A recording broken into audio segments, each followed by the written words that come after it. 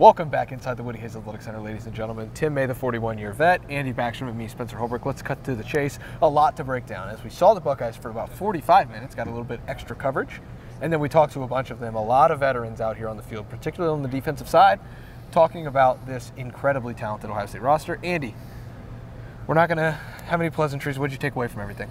Yeah, I'll start at the top with Jim Knowles, the head of the defense, and he has some tricks up his sleeve, it sounds like. Towards the end of his press conference, he was talking about how a double eagle formation could be in the cards, where you'll see two defensive ends as outside linebackers, and that would probably be Jack Sawyer and JT Tuimoloau primarily. But, you know, just really interesting. Him talking about the Jack was what he came in with in that formation, and really just not fitting the personnel here. And now he's not just looking at the base defense, he's finding other ways to get creative. If it's not going to be the Jack, okay, try something different.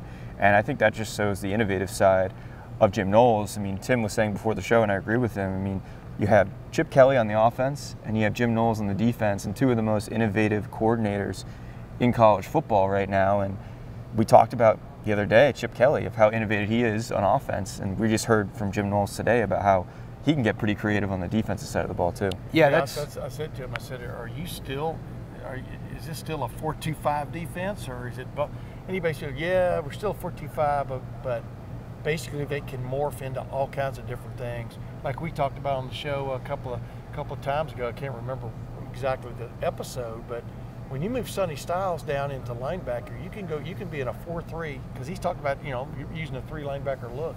You can be in a 4-3, and all of a sudden Sonny, you don't have to change any personnel, and you can be in a 4-2-5 look on the snap of a finger.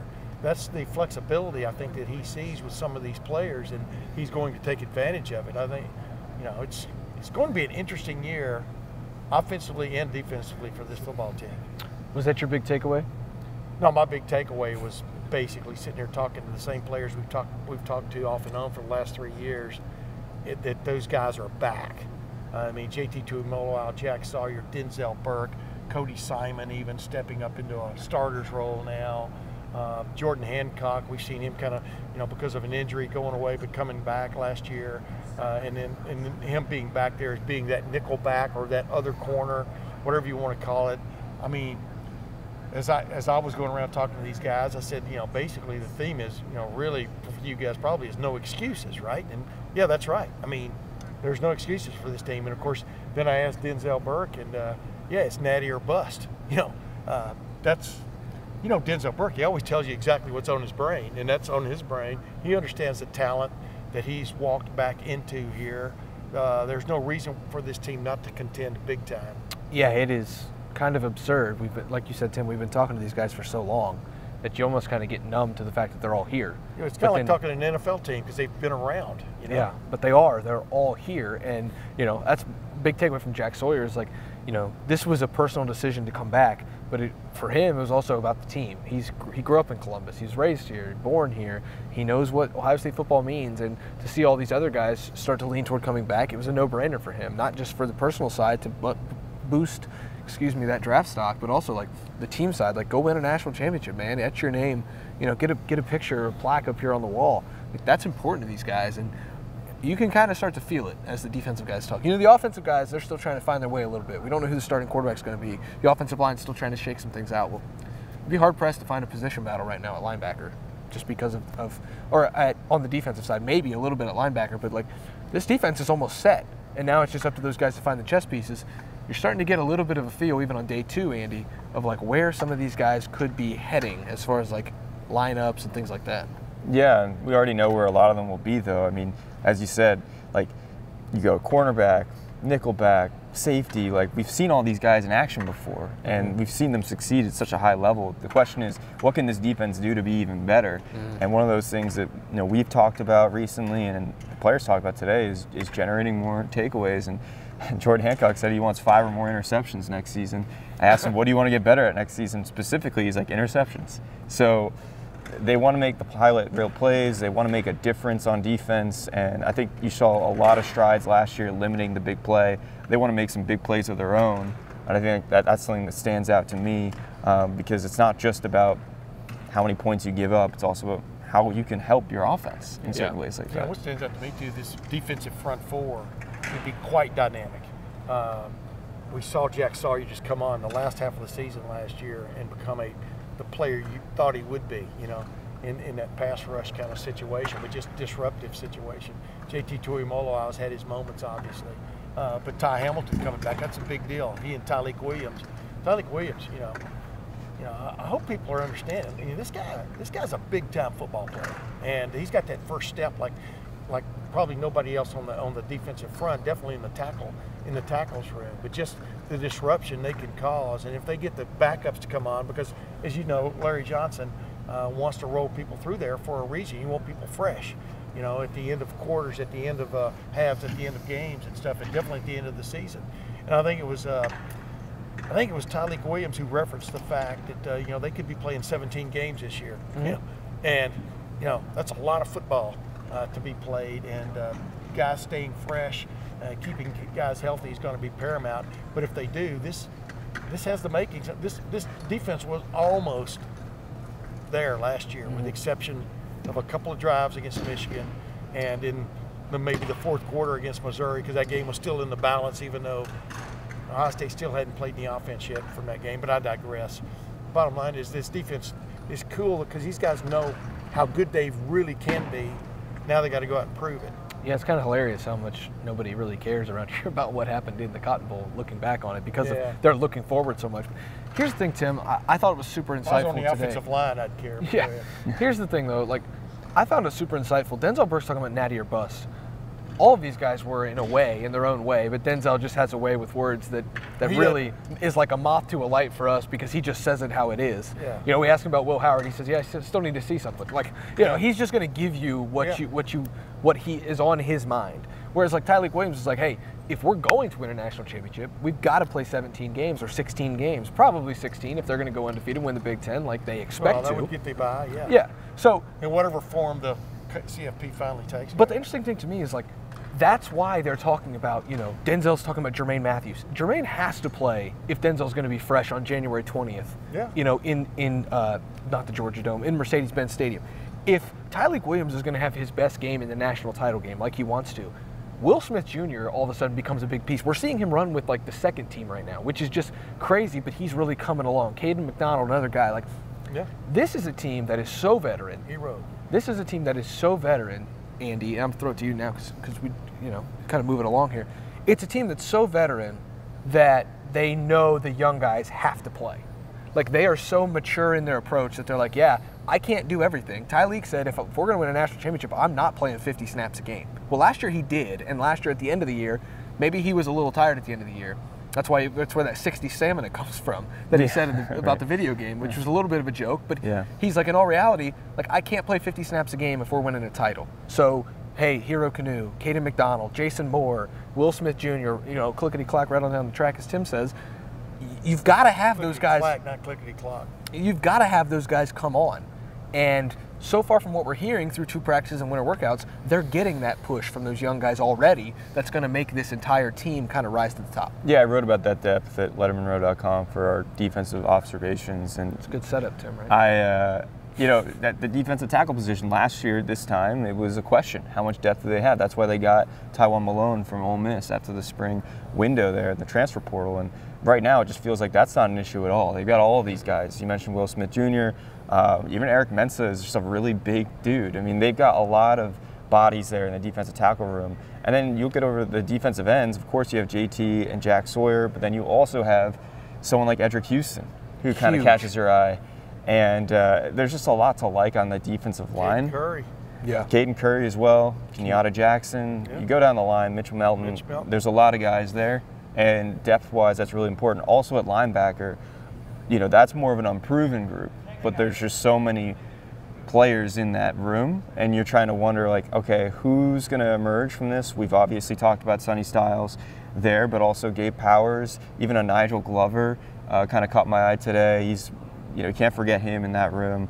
And then, of course, you got Cody Simon, CJ Hicks, and Arvell Reese. So that room as well has a lot of players. And it's more about, in that second level, who steps up. Yeah. But the depth is certainly there. Yeah, there's just there's almost like this feeling that everyone is willing, W-I-L-L-I-N-G, C.J. Hicks to make that move, to make that undeniable move this spring, that he belongs on the field on a consistent basis, because they know what he brings if he, in fact, takes care of business. And I'm talking about just dealing with the chaos of playing football. It's not sick 'em like it is in high school. I mean, you've got responsibilities, you've got things you have to take care of from one play to the next, but also, as Cody Simon said when I asked him about CJ, it's literally about, at linebacker, you got to see the big picture every play. Your assignment may be a B gap on this, on this particular scheme, but what if they don't, what if they don't run what you think they're going to run? You've got to be able to switch on a dime, and and I keep saying this, C.J. Hicks, man, that's that guy I've got my eye on, of making this move and being, despite all these guys that have returned on this defense, being that new guy to really watch. Because we know Lorenzo Styles Jr., Sonny Styles, they're talking about him too much for him not to play, right? Yeah. And to play that linebacker role, a quasi-linebacker safety kind of deal. But C.J. Hicks could really just add that marmalade, man, on the toast. I do like marmalade. That's what I'm starting to get to, Tim, and my conclusions about this linebacker room is, okay, who's going to play there? Well, to be honest, it doesn't really matter, because at some point with all of the talent here, if you go down the line, start with Nigel Glover, who's probably at the bottom of that totem pole right now, go to Arvell Reese, C.J. Hicks, Gabe Powers, Sonny Styles, and Cody Simon. You're going to hit on 2 of those guys. There's too much talent in there not to hit on at least 2 of them, and so that you're going to have a baseline level of talent at the linebacker spot. But I've got to move us along on this show, or else we're going to stand here. But you need 4, as James Arnetta said coming out of spring. He wants 4. Yeah, I completely agree, and I think they will hit on at least 4, maybe even 5 or 6. Yeah. But I've got to move us along here, because I am the host of this program. Tim, Andy, if there's one guy that just really, as Tim would say, really caught your eye here in spring practice, number 2, we got to watch 45 minutes of it. Who is it? Like, who's a guy that just like, man, that guy looks good? Because you got to watch the defense today. I got to watch the offense. We switched roles here, and Tim was the rover. Who'd you see? Rover, special teams.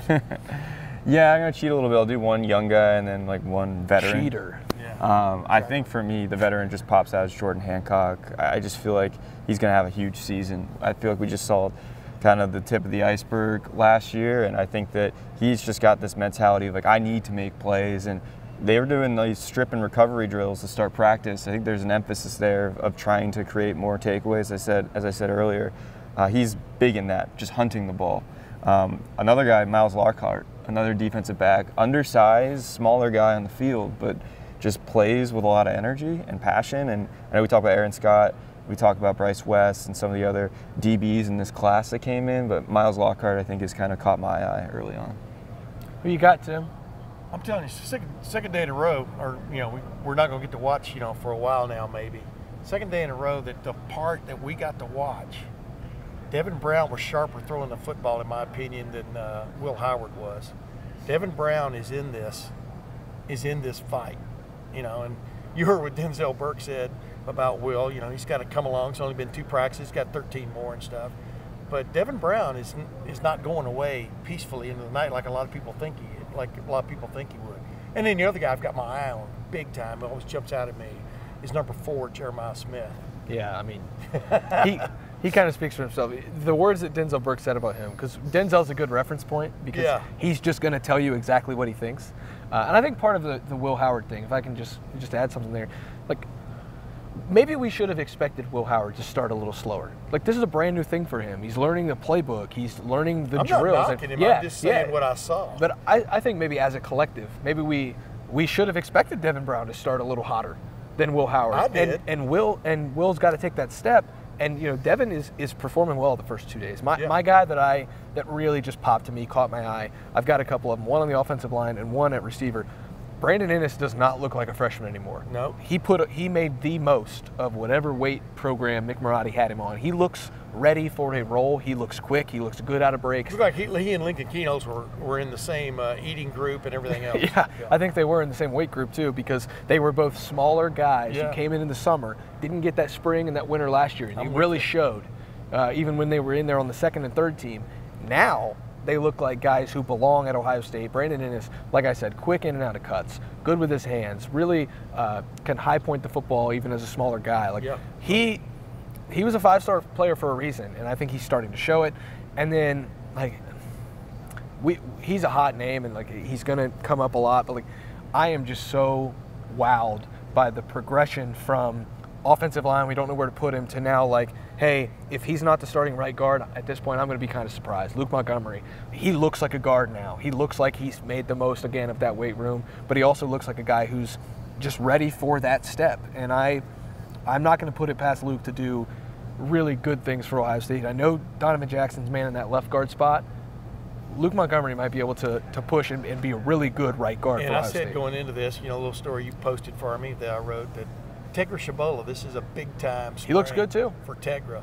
Yeah, but, this is huge. I mean, if Josh Fryer stays at right tackle and they throw Luke Montgomery in at right guard, it's going to be interesting to see, because Tegra Shabola has everything it looks like you would want, in a big offensive lineman.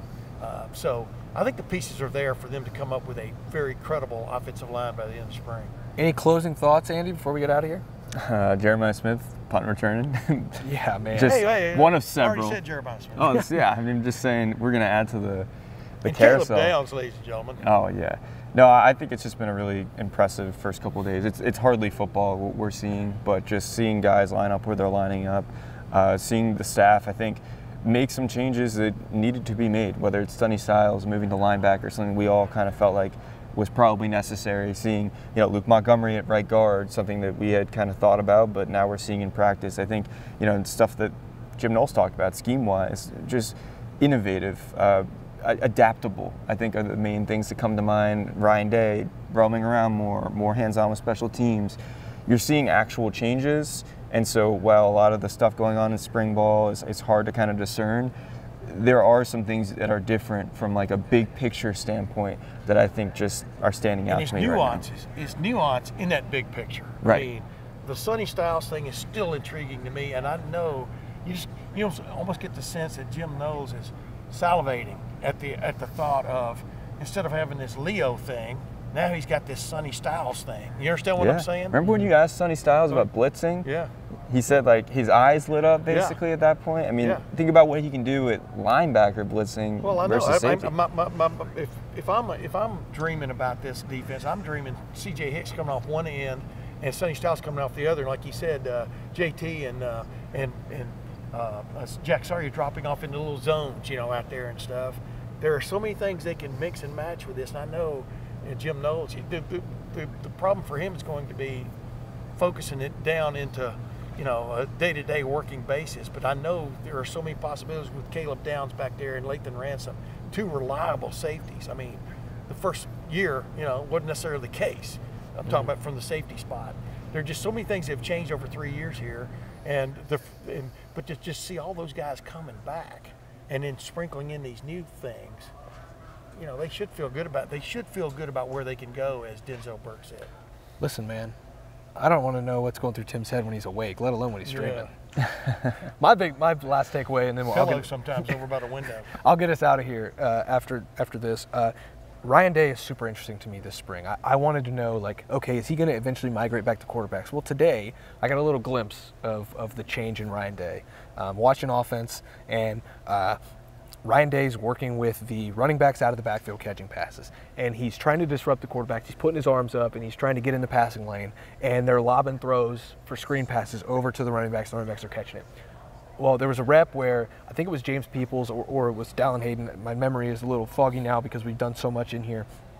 Catch the pass, and instead of hollering at the quarterback for a throw or a mechanic or a footwork, Ryan Day turns around and starts yelling at the running back. And, like, that's a very small thing, right? But that's also something that, like, I've never seen from Ryan Day. Like, that is always like I'm going to teach the quarterback this, and Tony Alford's going to yell at the running backs, and Tony Alford's going to de-recruit James Peoples the way that I saw him did a little bit today. Yeah, he was doing that a little bit today. Yeah, which is always fun to watch, especially with Tony Alford. He really gets after it with these workouts. But it's just those little tiny changes in Ryan Day that I think are going to make the difference. It's watching him really hands on his knees, watch the punt and the long snapper, John Furlman, snap one to Joe McGuire and get that hang time and like, hey, this is what you got to do. Like, those are the little things that are going to make Ryan Day the CEO of this program instead of just the offensive-minded, quarterback whispering head coach. Like, I am so intrigued by what he does. Yeah, like I told you the other day, I'm watching Matt Guerreri work with the safeties, and here's Ryan Day looking over his shoulder. Yeah. I mean, most of these coaches here haven't experienced that, Matt Guerreri has now.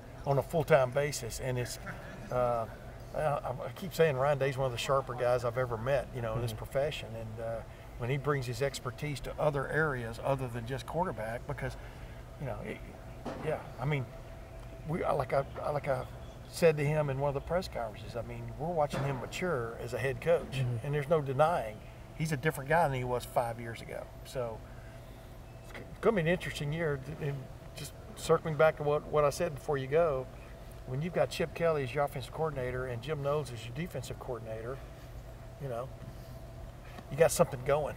Absolutely. Lettermen Row's got something going. Come join the party. $1 for your first month. We'll talk about pricing after that. Andy Backstrom's work all resides there. He's a great time on the message board, the Letterman Lounge. Tim May, he's always got something up his sleeve, and I never know what it is till he sends it to me.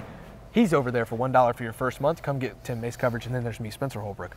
Of course, Matt Parker on the recruiting side, Alex Gleitman, covering recruiting like we do 365 days a year at LettermenRow.com.